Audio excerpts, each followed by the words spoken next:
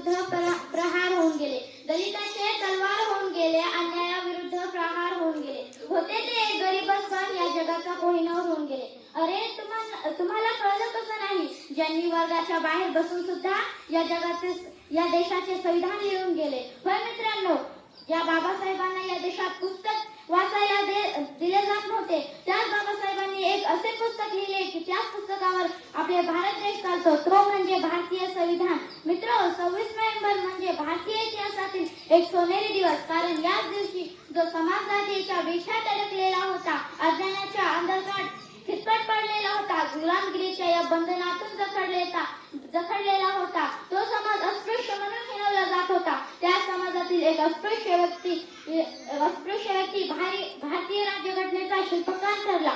2 वर्षे 11 महिने 18 दिवस रक्ताचं पाणी करून, रात्रीचा दिवस करून भारतीय राज्यघटना त्यांनी आपल्या भारत देशाच्या स्वाधीन केली. तळपत राहून सूर्यासारखा अविरत झिजला चंदना समान, तळपत राहून सूर्यासारखा अविरत झिजला चंदना समान, देणे आम्हाला जीवन, बनवलं माणूस, शिकवली मानवता. त्यांनी आपल्या संविधानाद्वारे सर्वांना समान हक्क मिळवून दिला. संविधानामुळे मतदानाचा, स्त्री पुरुष समानतेचा आणि भाषा स्वातंत्र्याचा अधिकार दिला. 26 नोव्हेंबर 1949 पासून राज्यघटना तयार करण्यात आली आणि 26 जानेवारी 1950 पासून राज्यघटना लागू झाली. एवढं बोलून माझे भाषण संपवते. जय हिंद, जय भारत.